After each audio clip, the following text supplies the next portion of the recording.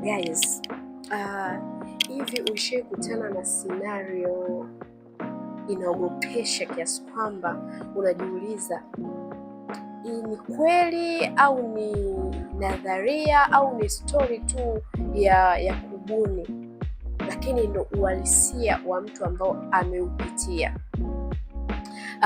Kama mnavyojua kwenye mchakato mzima wa kufanikiwa huwa tunapitia vitu vingi sana, lakini kabla sijaanza kukusimulia hii story ambayo ni true story, ambayo ni mtu ambaye amenifuata na kuniambia kuhusiana na mfumo mzima au changamoto kubwa ambayo aliipitia, kama wewe ndio mara yako ya kwanza kwenye page yetu, basi hakikisha usisahau kusubscribe kwa ajili ya kupata habari nyingi zaidi kuhusiana na uhalisia wa maisha tunayopitia wakati tunapambania ndoto zetu, lakini pia unaweza kushare, kulike bila kusahau kucomment. Karibu sana. Jina langu naitwa Coach Eresia, twende pamoja katika story hii. Iko hivi, niliwahi kutafutwa na dada mmoja. Huyo dada alikuwa ni mpambanaji sana, ni mtu ambaye alikuwa anapambania ndoto zake, alikuwa anapambania maisha yake, alikuwa na maisha yake mazuri kabisa. Kama nilivyosema awali, huyu ni binti ambaye alibahatika kupata mwanaume, lakini pia aliamini kwamba huyo mwanaume inawezekana wana nia moja, huyo mwanaume wana ndoto za kufika sehemu pamoja, lakini kumbe haikuwa kama alivyotarajia. Tunavyoendelea kupambania ndoto zetu, tunakutana na nature ya watu tofauti tofauti, watu wa aina mbalimbali, watu wa aina kadha wa kadha ambao wamekuwa wakipitia changamoto nyingi bila wao kujua. Inawezekana hayo mahusiano ulionayo yana affect safari yako ya mafanikio, yanaua ndoto zako taratibu taratibu, lakini wewe unaona ni kitu cha kawaida. Yawezekana hao marafiki ulionao wanaokuzunguka wanaua ndoto zako taratibu taratibu, lakini kwa sababu unaona ni kitu cha kawaida au ni changamoto ndogo ndogo, huwezi ukazichukulia uzito mpaka pale zitakapokuja kukuletea madhara makubwa. Kwa hiyo na kwa huyu ndugu mambo yalikuwa ni hivyo. Alibahatika kupata mwanaume ambaye huyo mwanaume alimwambia asiendelee kufanya vile anavyovifanya, atulie nyumbani, atapata kila kitu anachokitaka. Kama mnavyojua, kupenda, moyo ukiamua kupenda, basi utatii kila unachoambiwa. Sasa basi, huyu dada aliacha shughuli zake, aliweza kuishi maisha yale ambayo aliahidiwa. Utakula, utaamka, utalala nyumba nzuri, utapewa usafiri, na bado chochote utakachohitaji utakipata. Ukitaka pesa kiasi chochote utapewa. Haya, akaachana na shughuli zake kwa muda, wakati ametulia zake nyumbani. Basi hawa ni watu ambao walikuja kubahatika kupata ujauzito wa kwanza. Huyu dada alipata ujauzito wa kwanza, lakini kwa bahati mbaya ule ujauzito uliharibika. Akapelekwa hospitali, akaenda kusafishwa, maisha yakaendelea. Haya, katika harakati za kuendelea akachukulia tu ni kitu cha kawaida kwamba inawezekana ni changamoto tu ya kawaida kwenye maisha ambayo kila mwanamke au kuna baadhi ya wanawake pia huwa wanaipitia, lakini aliamini kwamba kwa kuwa ana uwezo wa kupata ujauzito na ameshapata ujauzito wa kwanza, basi Mungu atamjalia mtoto wa pili. Akapata mimba ya pili, ikakaa kwa muda wa miezi kama 7-8, ule ujauzito uliharibika. Imagine miezi 8 ujauzito unaharibika. Ile kitu ilimtesa na ilimuumiza, na alihisi kwamba inawezekana anaweza kupoteza ndoa yake. Aliumia sana, lakini mwanaume alikuwa upande wake na alimsupport, akamwambia siwezi kukuacha, Mungu atatujalia ujauzito mwingine mke wangu, kwa hiyo relax, have a good time. Basi mwanamke aliendelea kurelax, aliendelea kuishi maisha yale ya upendo, maisha ya furaha, umeona.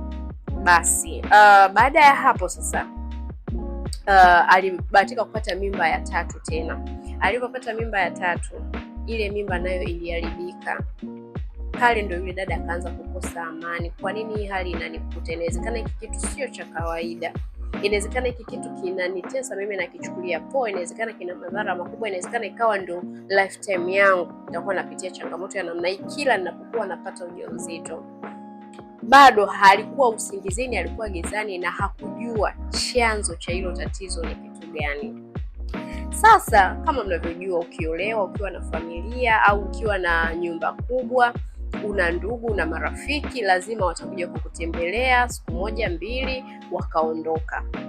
Na hapo ndo maisha yake yakaanza kupata ufumbuzi, kwa nini alikuwa anapitia kile chanzo ambacho nimekielezea awali, au kwa nini alikuwa anapitia changamoto ya kuharibikiwa na ujauzito kila anapopata mimba.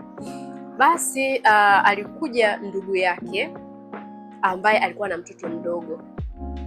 Yule mtoto alikuwa kila usiku ni analia sana, yani azifu, anaona vitu vidogo. Nadhani tunafahamu kwamba watoto wadogo ni malaika, japo wanakuwa na shida, kuna wakati wanasumbua nini, lakini kiuhalisia katika mambo ya ulimwengu wa roho, watoto wadogo ni malaika na wenzetu wana uwezo wa kuona vitu vikubwa, lakini hawawezi kuviexpress katika ulimwengu wa kawaida kwamba nimeona hiki na hiki na hiki.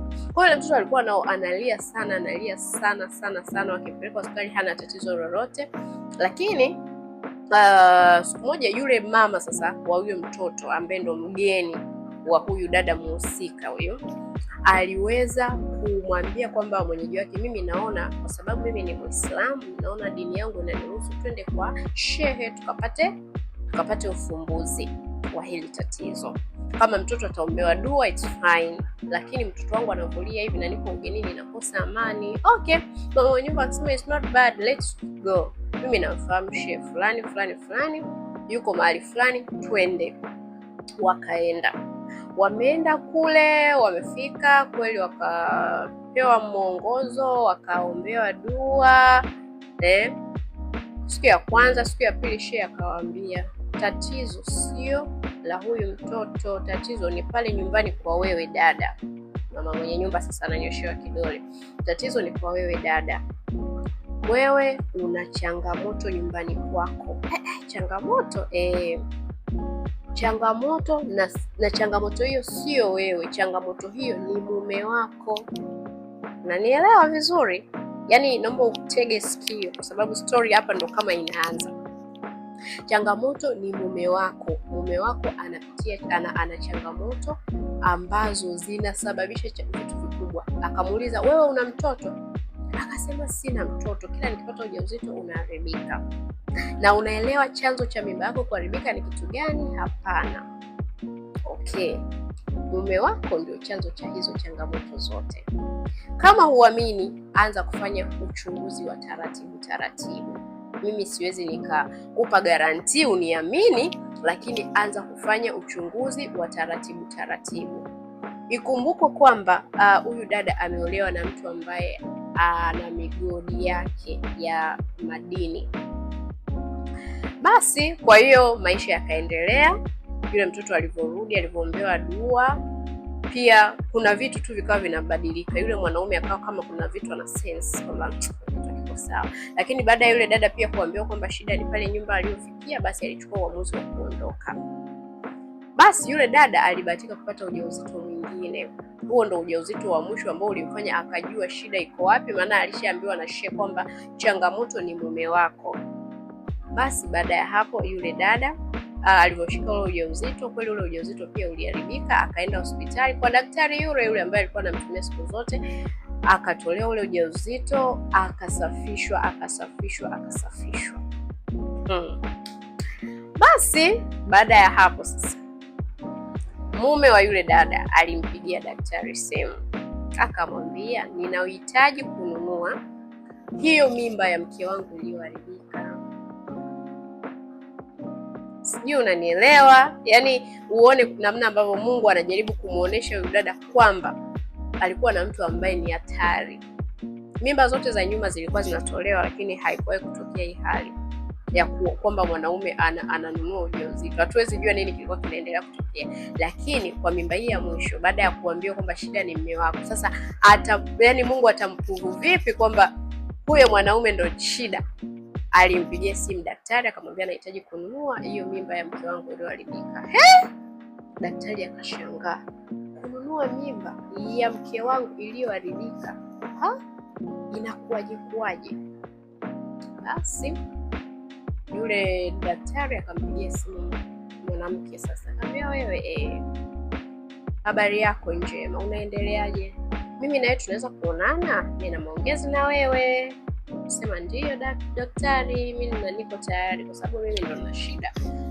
Labda kuna kitu cha tofauti ambacho umeexperience, unaweza ukanisaidia. Kwa hiyo niko tayari kusikiliza wito.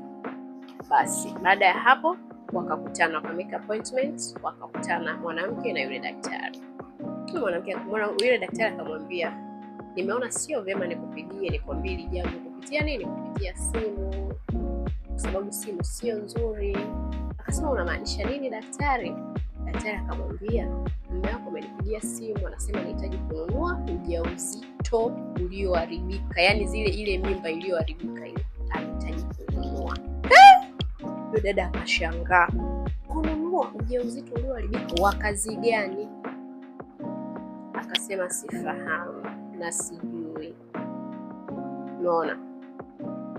Basi ndio dada sasa kuanza kupata jibu. Akamwambia daktari, nahisi mume wangu mimi ana shida, inawezekana biashara zake anazofanya zina mambo ya ajabu, kwa sababu pia kuna mgeni alikuja akaanza kumsimulia scenario. Sasa yule mgeni wake ambaye alifika nyumbani akamwambia, mgeni wangu alikuja na mtoto alikuwa analia sana usiku, tulienda kwa shehe akatuambia 1 2 3 na akaniambia shida ni mume wangu. Akasema, bwana, unatakiwa kuwa makini na huyo mume wako. Mume wako kuna biashara inaonekana anajihusisha nazo, zinahitaji sana mambo hayo. Kwa hiyo inawezekana hata zile mimba za kwanza zilizokuwa zinaharibika alikuwa ni yeye. Unaona? Basi ndio dada sasa kushtuka usingizini, kuanza kuchukua hatua kwamba hii ndoa mimi haifai. Lakini pia wakati wameshaachana na daktari, yule baba alishakuwa ameshatambua. Sasa alitambua namna gani mimi na wewe hatujui, hata yule dada mpaka kesho hafahamu. Ila anachojua mume wake alitambua na alimtishia, nitakuua, kwa sababu tayari ameshajua siri za kambi. Basi yule dada aliondoka, aliacha kila kitu. Yaani aliondoka na hisi na nguo tu kidogo akaondoka, aliacha kila kitu. Alikuwa anaishi maisha mazuri ya kifahari. Hajui pesa zinapatikana vipi. Yeye anajua tu mume wangu ni mfanya biashara, lakini mume wangu ana migodi. Lakini mwisho wa siku kumbe biashara za mume wake zinahusisha mambo ya shirki, na ndio chanzo cha mwanamke kuharibikiwa mimba zote zile. Umeelewa? Kwa hiyo mwanaume alikuwa anamtia moyo, anampa support, kwa sababu alikuwa anajua kitu anachokifanya kwenye biashara zake kupitia ujauzito au mimba zile alizokuwa anapata mke wake. Sasa tunajifunza nini kwenye story ya namna hii? Kabla sijaelezea nini tunajifunza, baada ya huyu mwanamke kutishiwa na yule mwanaume kwamba atamfanya kitu kibaya na vitu kama hivyo, huyu dada aliondoka akarudi kwao. Aliporudi kwao akasema, mimi naondoka hapa, huyu mwanaume mimi ananitishia, ataniua na vitu kama hivyo, kwa hiyo mimi naondoka. Kweli yule mwanaume alivyomtishia akaanza kupewa taarifa sasa yule dada na marafiki zake wa mume kwamba mume wako anaenda mara sijui wapi, nchi za jirani huko kuhangaika. Baada ya hapo yule mwanaume alikuja kupata ajali mbaya sana, yani ilibaki nusu afe. Lakini hiyo ajali nadhani ilikuwa ni inamlenga mke wake, kwa sababu ashamtishia nitakuua. Kwa hiyo katika kuhangaika kwake udada na yeye anahangaika kwenda huku na huku kuombewa nini, mambo ndo yakawa hivyo. Sasa baada ya hapo yule mwanaume na ile ndoa ndo ilizima hivyo. Yule dada akaanza kujitafuta kivingine, akasema, mimi sasa hivi sitaki kusikia habari ya kuolewa, kwanza nataka nijijenge, niwe na pesa zangu.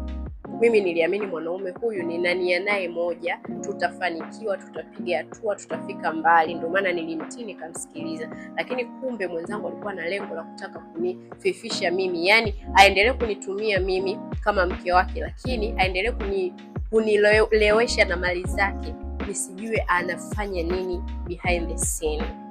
Sasa tumejifunza nini kwenye story? Jamani, tunatakiwa kuwa makini sana na watu wanaotuzunguka. Tunatakiwa kuwa makini sana na mahusiano ya watu ambao tuko nao. Tunatakiwa kuwa makini sana na watu tunaojitahidi kuweka ukaribu nao, kwa sababu kwa namna moja au nyingine wanaathiri mafanikio yetu, wanaathiri ndoto zetu, wanaua ndoto zetu bila sisi kujijua. Inawezekana udada saizi angekuwa mbali sana kwa sababu ni mpambanaji, lakini ndoa aliyoikimbilia au ndoa aliyoipata imemfikisha kualiko. Kwa hiyo anaanza na moja. wakati sasa hivi angekuwa yani labda huko 100 miles, lakini sasa hivi anaanza from the ground. Lakini chanzo ni nini? Ni mwanaume, lakini pia mali alizozikuta zile akaamini ni za kwake, mwisho wa siku ameondoka ameziacha. Kwa hata wewe unapoanza maisha yako, hakikisha apart from wewe kuorganize au kuwa na mtu ambaye unataka kuanza naye maisha, either ni mume, ni marafiki, hakikisha una sehemu yako ya mafanikio ya siri ambayo unaendelea nayo. Wakati huo unafanya collaboration na huyo mtu wako wa karibu. Hii itakusaidia sana. Hata kama itatokea vikombe vimegongana katika sinia, una uwezo wa kurudi na kuendelea pale ulipokuwa umeishia, ili mambo yako yasiwe mazito au mambo yako yasiwe magumu au yasikupelekea wewe kuanza kutoka chini alafu kuanza kutengeneza tena mizizi ya mafanikio yako. Baada ya kusema haya, nadhani hii story itakuwa imekufundisha kitu kikubwa sana. Nitaendelea kuwaletea story nyingine na nyingine na nyingine, na tutaendelea kukumbushana, tutaendelea kupeana tips mbalimbali kuhusiana na namna gani tuweze kujikwamua kiuchumi na tuweze kutimiza ndoto zetu. Nikutakie wakati mwema. Usisahau kucomment, usisahau kusubscribe, lakini pia share hii video kwa watu wengine. Itawasaidia kuweza kuwa very punctual, kuweza kuwa makini na watu waliowazunguka. Uwe na wakati mwema. Bye bye.